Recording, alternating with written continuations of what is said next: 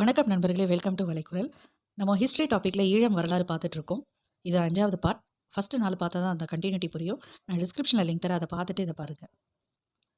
நம்ம போன பதிவுல இந்தியன் ஆர்மி வந்து அவங்க ஸ்ரீலங்கன் ஆர்மியோட கை கோர்த்துட்டு தமிழர்கள கொடுமை பண்ண ஆரம்பிச்சாங்க. அத பார்த்துட்டு இருந்தோம். இப்போ அதோட தொடர்ச்சி. இவங்க கொடுமைய வந்து நம்ம வார்த்தையால சொல்ல முடியாது. ஒரு சினிமால கூட அப்படி காமிச்சிருக்க மாட்டாங்க. அந்த அளவுக்கு இருந்தது. நவம்பர் 6, 1987 கீரிமலை அப்படிங்கிற ஒரு கிராமத்துல காலையில 8 மணிக்கு 22 வயதான ஜெயந்தி அப்படிங்கிறவங்களோட ஹஸ்பண்ட கொலை பண்றாங்க இந்தியன் ஆர்மி. நக்கலா கொலை பண்ணிட்டு சிரிச்சிருக்காங்க. அது மட்டும் இல்லாம அவங்களோட தாயார் 48 வயது. அவங்க பேரு புவனேஸ்வரி. இவங்க வந்து கொஞ்சம் அந்த கிராமத்துல ஓரளவுக்கு நல்ல ஒரு வளமையா வாழ்ந்துட்டு இருக்க ஒரு குடும்பம். இவங்களுக்கு இன்னொரு மகள் இருக்காங்க. இன்னொரு மகனும் இருக்காங்க. அந்த மகன் வந்து மென்டலி ரிட்டயர்ட். அவங்களுக்கு வயது வந்து 20. இந்த இந்தியன் ஆர்மி என்ன பண்றாங்க, அவங்களோட பையன கொன்னுட்டு, அவங்க மேல ஏறி காலால மிதிச்சிருக்காங்க. அது மட்டும் இல்லாம, அங்க இருந்த 3 பெண்கள வந்து அவங்களோட தலை முடிய புடிச்சு இழுத்து, அவங்க கிட்ட இருக்கிற பொருள் எல்லாம் திருடிட்டு, அவங்க எல்லாத்தையும் அங்க இருக்கக்கூடிய அந்த சீஷோர் கரையோரத்துக்கு கொண்டுட்டு போயிட்டு, அங்க எல்லாரையுமே கொன்னு டெட் பாடி ஆக்கிட்டாங்க. இதுல உச்சக்கட்டம் என்னன்னா, அந்த 3 பெண்கள கொன்னுட்டு அவங்க ட்ரெஸ்ஸ ரிமூவ் பண்ணிட்டு, அவங்க அந்தரங்கத்திலே கண்ண வச்சு சுட்டுருக்காங்க. அதுக்கப்புறமா இந்த விஷயங்கள் வந்து வெளியில எப்படி தெரிய வருதுன்னா, அந்த 48 வயதான புவனேஸ்வரி, அவங்க வந்து ஆக்சுவலா அவங்களும் இறந்துட்டதா நெனச்சிருக்காங்க. ஆனா அவங்க மயங்கி விழுந்திருக்காங்க. அவங்க கண்ண முழிச்சு பார்க்கும்போது தான் அவங்களுக்கே தெரிஞ்சிருக்கு, அவங்க உயிரோட இருக்காங்க அப்படின்னு. அவங்க அந்த இடத்துல இருந்து உயிர் தப்பிச்சு வந்து, இந்த விஷயங்கள பின் நாட்கள்ல அவங்க இந்த தகவல தெரிவிச்சிருக்காங்க எல்லாருக்கும். இது ஒரு கொடுமையான சம்பவம். இது மட்டும் இல்ல. இது மாரி நெறைய நடந்திருக்கு. அடுத்தது பார்த்தீங்கன்னா, ஒரு யாழ்ல வந்து ஒரு சர்ச் இருக்கு. அங்க ஒரு கேம்ப் போட்டுருக்காங்க. அந்த இடத்துல 2 இந்தியன் ஆர்மி வந்து ஒரு நாள் வந்து ஒரு 55 வயதான ஒரு பெண்மணிய பின்னாடியே போய் ஃபாலோ பண்ணி, அவங்க அந்த வீட்டுக்குள்ள போற வரைக்கும், அவங்க வீட்டுக்குள்ளேயே போய் அவங்கள டார்ச்சர் பண்ணி ரேப் பண்ணியிருக்காங்க. அது மட்டும் இல்ல, அவங்களோட பொண்ணு அவங்க 22 வயது தான் ஆகுது. அவங்களையும் வந்து ரேப் பண்ணியிருக்காங்க. அவங்க வந்து அத வெளியில வந்து கத்தி, அங்க இருந்த பப்ளிக் கிட்டலாம் சொல்லி ரொம்ப அழுது ஆர்ப்பாட்டம் பண்ணதுக்கு அப்புறமா, அங்க இருந்தவங்கலாம் சேர்ந்து விஷயத்த கேள்விப்பட்டு வெளியில வந்ததுக்கு அப்புறமா தான், அந்த 2 இந்தியன் ஆர்மி அந்த இடத்த விட்டு போயிருக்காங்க.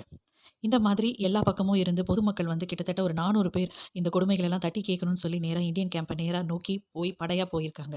அங்க கிட்ட போகும்போது அவங்க வந்து அங்க இருந்தவங்க வந்து, "இல்ல அவங்கள ஷூட் பண்ணாதீங்க. அவங்க எல்லாருமே கிறிஸ்டியன்" அப்படின்னு சொல்லியிருக்காங்க. அதாவது ஒரு 400 பேர் வந்து ஒரு கூட்டமா சேர்ந்து போயிருக்காங்க. அதுல கொஞ்சம் கிறிஸ்டியன்ஸ் அவங்க வந்து அவங்க தலைமையில போயிருக்காங்க. அதனால அங்க ஆர்மில கேம்ப்ல இருந்தவங்க, அவங்க கிறிஸ்டியன் வந்து அவங்க தலைமையில வந்திருக்காங்க. அவங்கள யாரும் ஷூட் பண்ணாதீங்க அப்படின்னு அங்க இருந்த லீடர் சொன்னதாக கேள்விப்படுறோம். அதுக்கப்புறமா அவங்கள வேற மாரி நம்ம ஆக்ஷன் எடுத்துக்கலாம். இப்போதைக்கு அவங்கள எதுவும் சொல்லாதீங்க. அவங்க வந்த வேலைய செய்யட்டும். அவங்க அந்த கோரிக்கைய முன் வச்சுட்டு போயிடுறாங்க. ஆனா அதுக்கப்புறமும் அவங்க திருந்தல. செக்கிங் அப்படிங்கிற பேர்ல இன்னும் நெறைய குரியல்டி பண்ண ஆரம்பிக்கிறாங்க. ப்ரூட்டலா பயங்கரமா கொடும பண்றாங்க. அங்க உண்மையாவே நடந்த கொடுமைகள் வந்து வார்த்தையால சொல்ல முடியாது.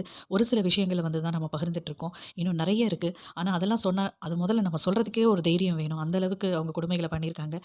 ஆனா இந்த ஒரு ஒரு சா சான் இந்த 2 சான்றே போதுமே அவங்கள பத்தின அவங்க எந்த அளவுக்கு கொடுமையானவங்கன்னு தெரிஞ்சுக்கிறதுக்கு. இவ்ளோ கொடுமைகளையும் அவங்க நமக்கு பண்ணியிருக்காங்க. அதுவும் இந்தியன் ஆர்மியே. இப்போ நம்ம ஏன் வந்து சீக்கிய ரெஜிமெண்ட்ட இவங்க அனுப்பியிருக்காங்க இந்தியன் கவர்ன்மெண்ட் அப்படிங்கிறத பத்தி ஒரு துணுக்கு தகவல பார்க்கலாம். சீக்கிய ரெஜிமெண்ட்ட வந்து இந்தியாவுக்கு சப்போர்ட்டா வந்து இந்தியா அனுப்பியிருக்காங்க. ஆனா, அவங்க தான் அவங்களுக்கு பயங்கர கொடுமைகள பண்ணியிருக்காங்க. ஸ்ரீலங்கன் ஆர்மிய விட ஒரு படி மேல போய் கொடுமைய பண்ணியிருக்காங்க. இப்போ இதுக்கு பின்னணி என்ன? சீக்கிய ரெஜிமெண்ட்ட பத்தி தெரிஞ்சுக்கணும்னா, நம்ம ஆப்பரேஷன் ப்ளூ ஸ்டார பத்தி தெரிஞ்சுக்கணும். ஜூன் 1ஆம் தேதி 1984ல இந்தியா வந்து குறிப்பா பஞ்சாப் வந்து அவங்க வந்து சீக்கியர்களுக்கு அகைன்ஸ்டா ஒரு புரொட்டஸ்ட் ஒண்ணு பண்றாங்க. தனி நாடு வேணும் அப்படின்னு. இந்தியன் கவர்ன்மெண்ட் வந்து என்ன பண்றாங்கன்னா, இத வந்து தடுத்து நிறுத்திடுறாங்க. அவங்க தனி நாடு குடுக்கல பஞ்சாப்க்கு. அத எப்படி தடுத்து நிறுத்துறாங்க அப்படின்னா, கோல்டன் டெம்பிள்ல அந்த டைம்ல வந்து அங்க நெறைய சீக்கியர்கள கொலை பண்றாங்க. குறிப்பா சொல்லணும்னா ஜெயரேஜ் சிங் பிந்த்ரன்வாலே.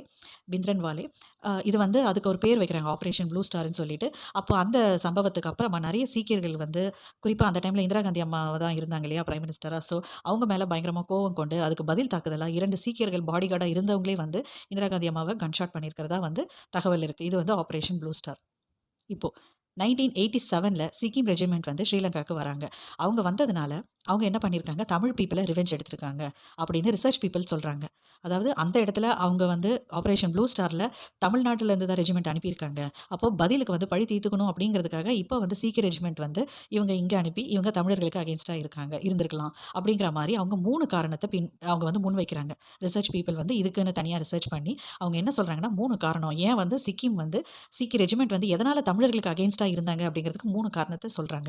அதுல ஃபர்ஸ்ட் காரணம், அதாவது இந்திரா காந்தி அம்மா இறந்ததுக்கு அப்புறமா மிச்சம் இருக்கிற எல்லா சீக்கியர்களையும் வந்து எங்கெங்கெல்லாம் இருக்காங்களோ, அவங்க எல்லாரையுமே ரொம்ப மோசமான முறையில டார்ச்சர் பண்ணியிருக்கிறதா சொல்றாங்க. அது மட்டும் இல்லாம, சீக்கியர்கள் வந்து அவங்களோட பதவிகள், அவங்க எங்கெங்கெல்லாம் பொறுப்புகள் குடுக்கப்பட்டிருக்கோ, அவங்க போஸ்டிங்ஸ் எல்லாத்தையுமே இந்தியன் கவர்ன்மெண்ட் வந்து ரிமூவ் பண்ணிட்டாங்களாம். அதனால தான் இப்ப வந்து கவர்ன்மெண்ட் வந்து இவங்களுக்கு அந்த சீக்கிய ரெஜிமெண்ட்ட வந்து இங்க அனுப்புனதும், இவங்க இத சான்ஸா யூஸ் பண்ணியிருக்கிறதா சொல்றாங்க. அதுக்கப்புறமா ஹிந்தி புரொட்டஸ்ட். இத வந்து அவங்க ஃபர்ஸ்ட் காரணமா முன்வைக்கிறாங்க. 2வது வந்து ஃபர்ஸ்ட் அட்டாக் அதாவது அக்டோபர் 11, 1987 அந்த டைம்ல பிரபாகரனுக்கு அகைன்ஸ்ட்டா அவங்க அரெஸ்ட் பண்ண போம்போது 4 ஹெலிகாப்டர் உள்ள வந்தது. அதுல கமாண்டோஸ் உட்பட 30 பேர் வந்து கொன்னுட்டாங்க இல்லையா? பிரபாகரன் ஐயா தலைமையில. ஏன்னா, அவர்கிட்ட கொஞ்சம் மிச்சம் இருந்த வெப்பன்ஸ் இருந்துச்சு. அத வச்சு 3 ஹெலிகாப்டர் திருப்பி அனுப்பப்பட்டதுன்னு நம்ம பார்த்தோம். ஸோ இதுவும் வந்து ஒரு கோவமா இருக்கலாம் அப்படின்னு சொல்றாங்க. 3வது காரணம் நம்ம முதலே சொன்ன மாரி ஆப்பரேஷன் ப்ளூ ஸ்டார்ல அவங்க அங்க இருக்கக்கூடிய சீக்கியர்கள கொலை பண்றதுக்கு, அவங்க இங்கிருந்து அனுப்புனது தமிழ்நாட்டுல இருந்து போன ரெஜிமெண்ட். அதுவும் பர்ட்டிகுலரா கிருஷ்ணசாமி சுந்தர் அப்படிங்கிறவங்க. அவர் தலைமையில தான் தமிழ் ரெஜிமெண்ட் தான் ஆப்பரேஷன் ப்ளூ ஸ்டாருக்கு போயிருக்காங்க.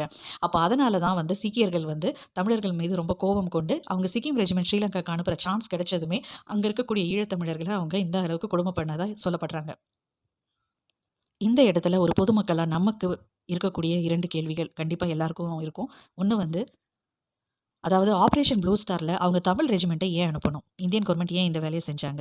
2வது வந்து ஸ்ரீலங்காக்கு ஹெல்ப் பண்றதுக்காக அவங்க எதுக்காக சீக்கிய ரெஜிமெண்ட்ட அனுப்பணும்? ஏன் இந்த 2 இடத்துலயும் மாத்தி, மாத்தி இந்த வேலைய செஞ்சாங்க? இந்த மாரி நெறைய கேள்விகள் பொதுமக்களுக்கு கண்டிப்பா இந்த இடத்துல இருக்கும். சரி. இப்ப நம்ம அடுத்தது நேரா இங்க வரலாம். 1988 எல்டிடிக்கும் இந்தியன் ஆர்மிக்கும் போர் வந்து இன்னும் அதிகபட்சமா போகுது. இத வந்து கொரில்லா வார் அப்படின்னு சொல்றான். அதுக்கப்புறமா லண்டன் பிரஸ்ல தேசிய அளவுல இந்த செய்திகள் போகுது. ராணுவ படை இந்தியாவிலேயே பெஸ்ட் ராணுவ படை, மொத்த உலகத்திலேயே வந்து ஒரு ராணுவ படை கட்டமைப்பு, மிலிட்டரி கட்டமைப்பு இருக்குன்னா, அது கண்டிப்பா பிரபாகரன் ஐயா கிட்ட இருக்கிறது தான். அங்க இருக்கிறவங்க எல்லாருமே, ஒவ்வொருத்தருமே, ஒவ்வொரு வீரர்களுமே, புலிகள் எல்லாருக்குமே அந்த அளவுக்கு திறமையும், அவங்களுக்கு அந்த அறிவும் இருக்கிறதா லண்டன் பிரஸ்லயே சொல்ல ஆரம்பிக்கிறாங்க. அது மட்டும் இல்லாம எல்டிடி அவங்க கிட்ட இருக்கக்கூடிய வெப்பன்ஸ் அந்த ஆயுதங்கள் எல்லாமே ரொம்ப அட்வான்ஸ் முறையில இருக்கு அப்படின்னு சொல்றாங்க.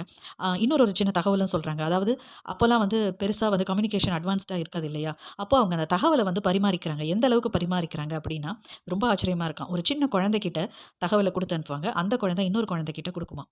ஒண்ணும் இல்ல. ஒரு பேப்பர் மூலமா தான். இத நடத்தியிருக்காங்க. இந்த தகவல். இன்னொரு தகவல வந்து அவங்க எப்படி தங்களுக்குள்ள பரிமாறிக்கிறாங்க அப்படின்னா, சர்ச் பெல். அதாவது இப்போ ஒரு இடத்துல வந்து இந்தியன் ஆர்மி வந்துட்டுருக்காங்க, நடந்து வராங்க. இல்ல ஏதோ ஒரு வண்டியில வராங்க அப்படின்னா, அதுல வந்து எத்தன பேர் வராங்க அப்படிங்கிறத அவங்க அங்க இருக்கிறவங்க நோட் பண்ணிட்டு, அந்த கணக்க வந்து பெல் முறையில அவங்க தெரிவிப்பாங்க. சர்ச் பெல் வந்து 1 பெல் அடிச்சதுன்னா, 1 இந்தியன் ஆர்மி. 2 பெல் அடிச்சதுன்னா 2 பேர். அந்த மாதிரி. அவங்க எல்லாருமே தங்களுக்குள்ள வாக்கி டாக்கி வச்சிருந்திருந்தாலும், வாக்கி டாக்கில வந்து ஃப்ரீக்வென்சி வந்து சேஞ்ச் பண்ணும்போது கோட் வேர்ட்ஸ் எல்லாமே மாறும். அவங்களோட கோட் வேர்ட்ஸே வந்து ரொம்ப வித்தியாசமா யாருமே கண்டுபிடிக்க முடியாது.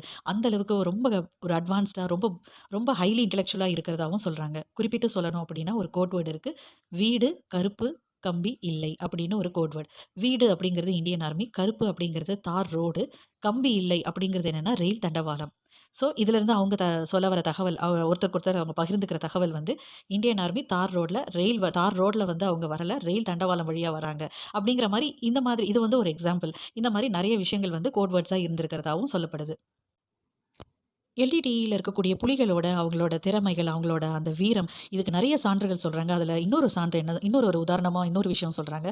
ஒரு சமயம் 20 இந்தியன் ஆர்மி வந்து அவங்க அங்க இருக்கக்கூடிய அந்த காட்டு பகுதிக்கு அவங்க முன்னோக்கி நகர்ந்து போம்போது, திடீர்னு ஒரு சமயத்துல 20 பேருமே கொல்லப்படுறாங்க. இந்த விஷயங்கள் வந்து பெ கொஞ்ச நேரம் கழிச்சு தெரிய வரும்போது, ஒருத்தர் வந்து பார்க்குறாரு. ஒரு இந்தியன் ஆர்மிய சேர்ந்தவர் வந்து பார்க்கும்போது, அவர் பார்த்து ரொம்ப ஆச்சரியப்பட்டாராம். ஏன்னா, அந்த 20 பேரையும் கொன்னது வேற யாரும் இல்ல. ஒரே ஒரு புலிகள் தான் அப்படின்னு சொல்லி.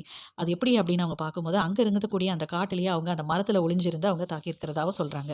ஸோ அந்த அளவுக்கு அவங்க திறன் படைச்சவங்களா இருக்காங்க. அப்படின்னு பின்னாட்களா அவங்களோட அந்த வீரத்த பத்தி சொல்றாங்க. அடுத்தது டிசம்பர் 24, 1987 எம்ஜிஆர் அவர்கள் இறந்து போயிடுறாங்க.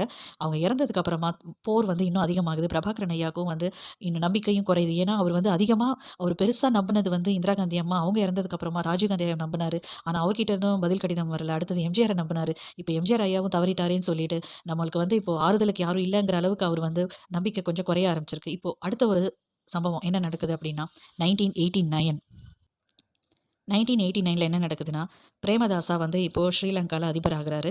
எம்ஓயு வந்து பிரபாகரன் ஐயா என்ன சொல்றாருன்னா, இந்தியன் ஆர்மி கிட்ட, "நீங்க வந்து இந்த மாரி எம்ஓயு வந்து போட்டிருக்கு இல்லையா? அதனால நீங்க தயவு செய்து இந்த இடத்துல இருந்து போகணும்." அப்படிங்கிறத வந்து முன்வைக்கிறாரு பிரேமதாசா ஐயா கிட்ட. அவங்களும் வந்து பிரபாகரன் ஐயாக்கு சப்போர்ட் பண்ற மாரி தெரியுது. இந்த இடத்துல பேரலலா இந்தியால என்ன நடக்குது அப்படின்னா, 1990ஸ்ல விபி சிங் ஐயா வராங்க ஆட்சிக்கு. அப்போ இந்தியன் ஆர்மி வந்து இங்க வரணும் அப்படின்னு சொல்லிட்டு அவரும் வந்து முன்வைக்கிறாரு. இப்போ இந்த இடத்துல பிரபாகரன் ஐயா வந்து தன்னோட துறைகள வந்து இன்னும் வந்து அவர் வலு சேர்க்கிறாரு. நெறைய டிவி சேனல்ஸ், நெறைய ரேடியோ ஸ்டேஷன்ஸ் இது எல்லாத்தையுமே வந்து அவர் கொஞ்சம் கொஞ்சமா வந்து அதிகரிச்சுட்டே வராரு. அவர் வந்து தன்னோட ஆயுதங்களையும் வந்து அதிகரிச்சுட்டு வராரு. குறிப்பா சொல்லணும்னா, குமரன் பத்மநாபன் கேட்டலாக் அப்படிங்கிறத வச்சு பல்வேறு வெளிநாடுகள்ல இருந்து பிரபாகரன் ஐயா ஆயுதங்கள வாங்கியிருக்கிறதா இத சொல்றது யாரு அப்படின்னா, ஒரு சிபிஐ. அதாவது ரகுவந்தன் அப்படிங்கிற சிபிஐ வந்து பின்னாட்கள்ல இத சொல்றாரு. இப்போ என்ன நடக்குதுன்னா, அடுத்தது 1991 மே 21 ராஜீவ் காந்தி ஐயா ஸ்ரீபெரும்புதூர்ல ஒரு நம்ம எல்லாருக்குமே தெரியும். ஒரு வெடி விபத்துல இறந்து போறாரு. இப்ப இந்த இடத்துல பேச்சு பொருளா 2 விஷயம் நடக்குது. ஒண்ணு இது எல்டிடிஇ பண்ணதா இருக்கும் அப்படின்றாங்க. இன்னொன்னு வந்து இது வந்து வேற யாரோ மறைமுகமா செஞ்சிருக்காங்க பதவிக்காக அப்படின்னு பேசப்படுது. அதுக்கப்புறமா 2002 பிரஸ்ல வந்து பிரபாகரன் ஐயா கிட்ட இத பத்தி கேட்கும்போது, அவரு என்ன சொல்லியிருக்காருன்னா, இது வந்து தவிர்க்க முடியாத ஒரு ட்ராஜிக்கான இன்சிடென்ட்ஸ் தான். ஆனா, இத நாங்க பண்ணல. அப்படிங்கிற மாரி தான் அவரும் சொல்லியிருக்காரு. நாங்க அது மாரி பண்ணணுங்கிற எந்த எண்ணமும் எங்களுக்கு புலிகளுக்கு கிடையாது. அப்படின்னு அவரு சொல்லியிருக்காரு. அதுக்கப்புறமா பின்னாட்கள்ல என்ன நடக்குது அப்படின்னா, புலிகள் தங்களோட டீமையும், டெரிட்டரீஸையும் வந்து கொஞ்சம் கொஞ்சமா அவங்க விரிவுபடுத்திட்டே வந்திருக்காங்க.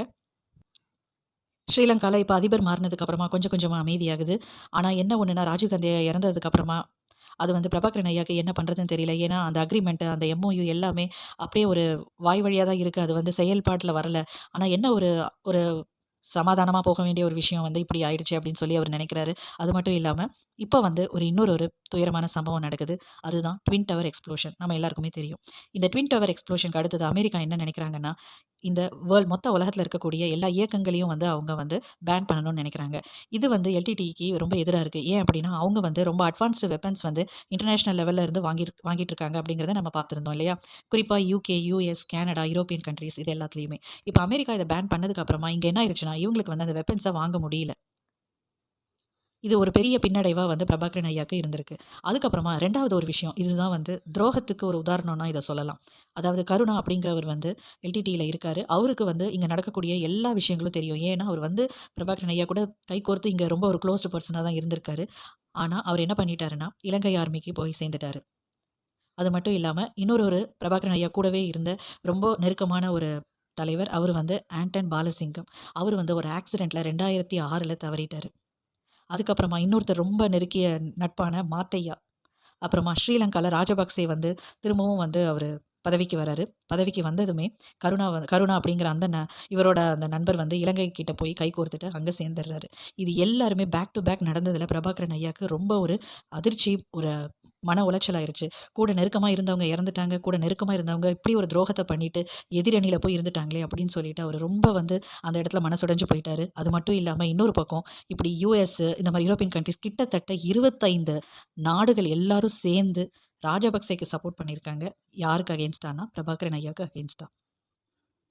அதாவது கிட்டத்தட்ட 2009 அப்படிங்கிற வாக்குல என்ன நடக்குதுன்னா, 1,00,000 பீப்பிள்க்கு மேல ரொம்ப ப்ரூட்டலா கொலை பண்ணப்படுறாங்க. ஆனா, ஒரு நாடு கூட இத பத்தி பேசல. தமிழ்நாடு கூட தமிழ்நாட்டு மக்கள் கிட்ட இந்த செய்திகள கொண்டுட்டு போகாத அளவுக்கு, சினிமால நெறைய வந்து அவங்க அந்த நிகழ்ச்சிகள நடத்தினதாகவும், அரசியல் பண்ணதாகவும் பேசப்படுது. இப்போ ட்வின் டவர் எக்ஸ்ப்ளோஷனுக்கு அப்புறமா இங்க என்ன நடக்குது? நெறைய ராணுவங்கள் வந்து அவங்களுக்கு வந்து அந்த அட்வான்ஸ்டு அந்த பொருட்கள வாங்க முடியாத அளவுக்கு வந்து எல்லா இடத்துலயும் யுஎஸ் வந்து பேன் பண்ணிட்டாங்க. இப்போ புலிகள் வந்து மத்த கண்ட்ரீஸ்ல இருந்து வரக்கூடிய அந்த ஹெல்ப்பும், அவங்க கிட்ட இருந்து வரக்கூடிய மறைமுகமான அந்த ஹெல்ப்பும் வந்து நின்னு போயிடுது. எட்டப்பன் மாரி கருணா அப்படிங்கிறவனும் போயிட்டு அங்க இலங்கையில கை கோர்த்துட்டான். பாலசிங்கம் அப்படிங்கிறவர் வந்து கேன்சர்ல இறந்துட்டாரு.